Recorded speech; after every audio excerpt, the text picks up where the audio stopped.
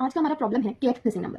तो problem statement हमारी इस टाइप की है कि हमें एरे दिया गया है which is strictly increasing array और हमें kth मिसिंग नंबर इसमें से रिटर्न करना है। तो यहाँ पे मिसिंग नंबर कौन कौन से हैं? 1 है, 5 है, 6 है, 8 है, 9 है एंड 10 है। ये मिसिंग नंबर्स हैं हमारे। तो इसमें से फिफ्थ मिसिंग कौन सा है? हमारा 9। तो हमें आंसर में 9 रिटर्न करना है। तो ब्रूट फोर्स अप्रोच क्या होगा कि मुझे पता है कि मेरा आंसर किस रेंज में लाई करेगा, 1 से लेके मेरा मैक्सिमम ऑफ द एरे, जो भी मैक्सिमम है, इस केस में 11 है मैक्सिमम, तो हमने कहा 11 तक। 11 उसके बाद हमने कहा कि हर एक नंबर के लिए चेक करूं कि क्या वो प्रेजेंट है। अगर प्रेजेंट है तो उसे ट्रू मार्क कर देना, अगर प्रेजेंट नहीं है तो वो फॉल्स ही मार्क हुआ रहेगा। फॉल्स मार्क होने के बाद अगर वो प्रेजेंट नहीं है तो काउंट बढ़ा दो। दैट मीन्स कि कौन सा मिसिंग है। जैसे this is the first missing number, तो हमने मेरा मिसिंग नंबर का काउंट फॉर द 1 इज 1। फिर मेरा सेकंड मिसिंग नंबर इज 5, तो जब मेरा 5 आएगा तो मेरा मिसिंग नंबर का काउंट 2 होगा। इसी तरह जब मेरा 9 आएगा तो मेरा मिसिंग नंबर का काउंट हो जाएगा 5। जिस पॉइंट पे मेरा मिसिंग नंबर का काउंट k के बराबर हो जाए मुझे रिटर्न कर दो i, दैट इज 9 रिटर्न कर दो। तो ये एक आंसर है। आंसर पॉसिबल आंसर हो सकता है, बट यू कैन सी इसकी time complexity n into k है। मुझे पूरा एरे ट्रेवर्स करना पड़ रहा है और कब तक ट्रेवर्स करना पड़ रहा है for the kth missing number. ठीक है, तो this is an brute force. तो क्या n इंटू k से बेटर कॉम्प्लेक्सिटी हो सकती है? Yes of course. अगर हमारी एरे में सपोज करते हैं कि ये है हमारी एरे 6 7 8 9 10 11 और मुझे kth मिसिंग नंबर 5 फाइंड करना है। तो what is the kth missing number? kth missing number मेरा 5 ही होगा। क्यों? क्योंकि मेरे यहाँ पे हर एक एलिमेंट्स जो है this is greater than 5। Okay, तो मेरा आंसर 5 ही रहेगा। बट अगर मैं यहाँ पे 2 कर दूं तो मेरा kth मिसिंग नंबर क्या होगा? 1। अगर हम मिसिंग नंबर्स देखें तो मैं ये कह सकती हूँ कि मेरा 1 मिसिंग है, 2 मिसिंग है, सॉरी 2 मिसिंग नहीं है, 3 मिसिंग है, 4 मिसिंग है, 5 मिसिंग है एंड 6 मिसिंग है। मेरा kth मिसिंग नंबर क्या हो गया? 6 हो गया, जो कि एक नंबर अहेड हो गया, है ना? क्योंकि मेरा 2 अब मिसिंग नंबर की लिस्ट से हटा तो मेरा मिसिंग नंबर की लिस्ट में आगे एक ऐड होगा। ठीक, तो इसी तरीके से मैंने कहा कि अगर मैं एरे में देख लूं कि कितने नंबर मेरे k से छोटे हैं, अपडेटेड k से छोटे हैं, तो मैं ये कह सकती हूँ कि हाँ मेरा आंसर वही होगा। ठीक, तो मेरा बेटर सोल्यूशन यहाँ पे इस तरह कहता है कि आंसर को इनिशियली मैंने k मान लिया, मैं एरे ट्रेवर्स कर रही हूँ। अगर मुझे मेरा कोई भी नंबर आंसर से कम मिल रहा है तो मैं आंसर को प्लस प्लस कर दूंगी और लास्ट में आंसर को रिटर्न करूंगी। We can see from this example, यहाँ पे मैंने आंसर को क्या माना? अपना 5 माना। ये लेस है, ऑफ कोर्स लेस है, मैंने 6 कर दिया आंसर को। ये मेरा लेस है आंसर से, 3 मेरा आंसर से लेस है, यस ऑफ कोर्स लेस है, मैंने इसको 7 कर दिया। 4 मेरा आंसर से लेस है, यस ऑफ कोर्स लेस है, तो मैंने इसको 8 कर दिया। 7 मेरा आंसर से लेस है, यस लेस है, 9 कर दिया।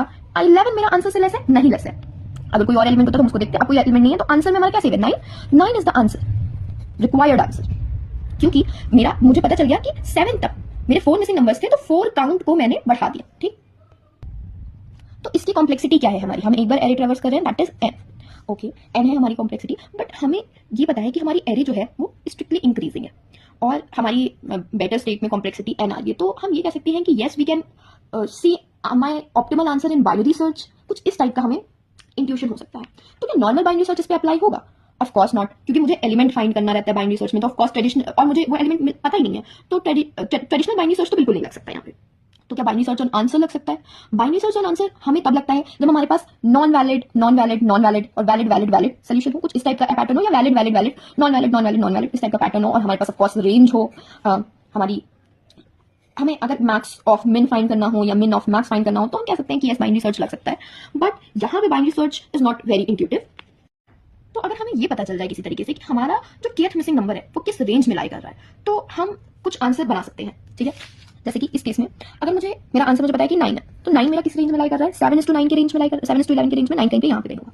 तो मुझे पता है कि इससे कितने छोटे एलिमेंट्स है? 4 छोटे एलिमेंट्स है, तो मेरा k आइडियली 5 होना चाहिए, पर 4 छोटे एलिमेंट्स है तो उसमें प्लस कर दिया मैंने 4 और हमारा आंसर 9 आ गया। तो ठीक है भाई, मुझे ये तो पता था कि मेरा आंसर किस रेंज में लाई कर रहा है, मेरा आंसर क्या है, तो मुझे पता चल गया कि किस रेंज में लाई कर रहा है। बट मुझे तो आंसर नहीं पता। 9 यहाँ पे इस टेस्ट केस में मुझे पता था, बट और टेस्ट केस में मुझे नहीं पता होगा ना मेरा आंसर क्या होगा। तो मैं कैसे फाइंड करूं? मैंने कहा कि मेरे पास k है। ठीक, मैं अगर हर पॉइंट पे ये पता कर लूं कि अभी तक मेरे पास कितने मिसिंग नंबर्स हैं, लाइक यहाँ जैसे कि ये हमारी एरे है, यहाँ पे कितने मिसिंग नंबर्स हैं अभी तक? 1 मिसिंग नंबर्स। यहाँ पे कितने मिसिंग नंबर है? 1 मिसिंग नंबर। यहाँ पे कितने नंबर है? 1 मिसिंग नंबर। यहाँ पे कितने मिसिंग नंबर्स हैं अभी तक? 3 मिसिंग नंबर्स। यहाँ पे कितने मिसिंग नंबर्स है? 6। जैसे कि 2 तक 1 और 2 1 ही मिसिंग है, 3 तक 1 2 3 1 मिसिंग है, 4 तक 1 2 3 4 1 ही मिसिंग है, 7 तक 1 2 3 4 5 6 7 1 भी मिसिंग है, 5 भी मिसिंग है, 6 भी मिसिंग है, तो 3 और 11 तक इसी तरह 5 मिसिंग नंबर्स हमारे हो जाएंगे, 6 मिसिंग नंबर्स हो जाएंगे हमारे।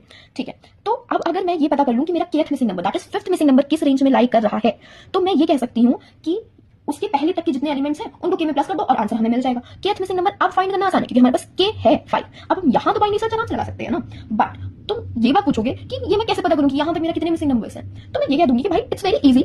यहाँ पे आइडियली मेरा कौन सा नंबर होना चाहिए? यहाँ पे इंडेक्स हमारा 0 है, 1 है, 2 है, 3 है, 4 है। ये इंडेक्सिंग है। आइडियली अगर कुछ भी मिसिंग नहीं है तो मेरा नंबर क्या होना चाहिए, 1 होना चाहिए, 2 होना चाहिए, 3 होना चाहिए, 4 होना चाहिए, 5 होना चाहिए, है ना। बट यहाँ पे कौन सा एलिमेंट है, 2 है, यानी कि 1 मिसिंग नंबर्स है। यानी कि हम ये कह सकते हैं कि मिसिंग नंबर का काउंट कितना होगा हर इंडेक्स के लिए, वो हम ये कह सकते हैं कि जो भी इंडेक्स पे है हमारा एलिमेंट वो, और उसमें से क्या माइनस कर दो, हमारा 0th इंडेक्स पे है हमारा 1 होना चाहिए, 1 इंडेक्स पे 2 होना चाहिए, 2 इंडेक्स पे 3 होना चाहिए। या हम ये कह सकते हैं कि इंडेक्स प्लस 1 अगर तुम माइनस कर दोगे तो हमें मिसिंग नंबर का काउंट मिल जाएगा, है ना। अब किसी भी एग्जांपल के लिए ले लो, जैसे कि 7 यहाँ पे है तो 7 होना चाहिए, 7 है हमारा, 4 होना चाहिए, है ना। इंडेक्स हमारी क्या है, 3 + 1 4 होना चाहिए। तो हमारे मिसिंग नंबर के काउंट कितने आ गए, 3 आ गया, 7 - 4 3 आ गया, हम लोग आसानी से निकाल लिए, ठीक है। तो अब हम के को कैसे इसमें फाइंड करें। मैंने कहा हर इंडेक्स के लिए हमने मिड निकाला, मिड हमारा ये आया, इस पे हमारी मिसिंग नंबर का काउंट क्या है, 1 है। ऑफ कोर्स मेरा मिसिंग नंबर का काउंट अगर 1 है यहाँ पे तो मुझे फिफ्थ मिसिंग नंबर चाहिए, इसके पहले भी 1 ही होंगे या उससे कम होंगे, तो मतलब ये पूरी एरे मेरे काम की नहीं है ना। तो मैंने क्या कहा कि लो को मेरे यहाँ पे कर दो और हाई तो ऑफ कोर्स यहीं पे था, ठीक। पहले लो यहाँ पे था, लो को काट के मैंने यहाँ पे कर दिया, ठीक। अब इन दोनों पे मैंने मिड निकाला, मिड मेरा क्या आया, यही यहाँ पे आया।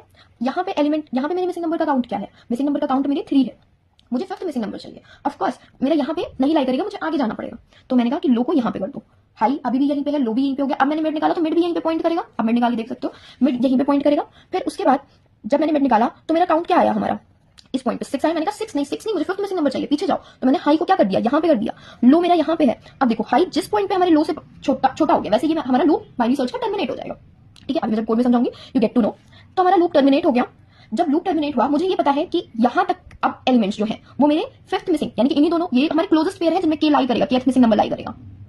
तो मैंने कहा कि हाई तक के जितने भी एलिमेंट है उनको माइनस कर दो, मतलब काउंट, यानी कि अगर 0 बेस इंडेक्सिंग है तो हाई अगर हमारा 3 है तो यानी कि 4 एलिमेंट यहां तक होंगे। तो मैंने कहा कि ओके मेरा के में जो भी मेरा के अगर ट्रेडिशनल आंसर होता तो उसमें हाई प्लस 1 कर दो, ये मेरा रिक्वायर्ड आंसर हो जाएगा। तो के मेरा 5 था, ठीक है, उसमें हाई मेरा क्या आया, 3 आया, 3 + 1 क्या आ जाएगा मेरा 9। अच्छा ओके, हाई प्लस 1 को क्या हम ये नहीं कह सकते कि लो भी है हमारा, तो हम ये कह सकते हैं कि के को के प्लस लो कर दो, ठीक। तो आपकी ये मर्जी आप दोनों में से कुछ भी रिटर्न कर सकते हो। तो दिस इज एन आंसर, ठीक। अब मैं कोड से समझाती हूँ क्योंकि मुझे पता है कि मैं इंडेक्सिंग पे अपने बाइनरी सर्च लगा रही हूँ, ठीक। तो मैंने कहा कि लो को मेरा 0 रखो, हाई को एरे की लेंथ -1 करो, ठीक है। बाइनरी सर्च का स्ट्रक्चर, लो जब तक हाई से कम हो या बराबर हो। मैंने मिड निकाला, मिसिंग नंबर का काउंट मैंने आपको बताया कि मिसिंग नंबर का काउंट कैसे निकालते हैं। मिसिंग नंबर का काउंट एरे जो मिड पे है, जो भी एलिमेंट है उसमें, और इंडेक्सिंग +1, ठीक। अगर मिसिंग नंबर का काउंट हमारा के से छोटा है, जैसे कि इस केस में मिसिंग नंबर का काउंट हमारा 1 था, तो अगर 1 था तो मुझे उस वहां तक की एरे जाहिर सी बात है मेरे काम की नहीं है, तो मैंने हटा दिया। मैंने कहा कि लो को मिड +1 कर दो, लो को मिड +1 कर दिया मैंने। एल्स अगर मेरा बड़ा है या बराबर है तो मिड को हाई को मिड -1 कर दो, ठीक है। लास्ट में हमें ये पता चला कि हाई और लो जो है ये हमारा हाई को वो करेगा, ये लो को ये हाई को करेगा और ये लो को करेगा। तो ये दो इंडेक्सिंग हमें ये बताएंगी कि which is the closest pair जिनके बीच में मेरा केथ नंबर लाई करेगा। हाई मेरा छोटे वाले नंबर को बताएगा और लो मेरा बड़े वाले नंबर को बताएगा। तो मैं ये कह सकती हूँ कि हाई के में लो को प्लस कर दो तो मेरा आंसर आ जाएगा। क्यों? क्योंकि मुझे पता है ट्रेडिशनल आंसर के होगा और कितने कम नंबर्स होंगे, लो का काउंट उतने कम नंबर्स होंगे हमारे केथ मिसिंग से, तो मैंने लो को प्लस कर दिया, तो ये हमारा आंसर हो जाएगा। तो इस तरीके से बाइनरी सर्च अप्लाई होता है हमारे केथ मिसिंग नंबर पे। अब इसकी कॉम्प्लेक्सिटी क्या आएगी, you can see of course इसकी कॉम्प्लेक्सिटी log ऑफ NID, जो कि बहुत ऑप्टिमाइज्ड है हमारे n क्रॉस k से, ठीक है। n क्रॉस k से हम n पे आए, n से फिर हम log n पे आए, ठीक है। यस, बाइनरी सर्च थोड़ा इंट्यूटिव नहीं है कि हाँ आपको देख के लग जाएगा कि बाइनरी सर्च इसमें लगेगा, but binary search is an optimal solution for this question.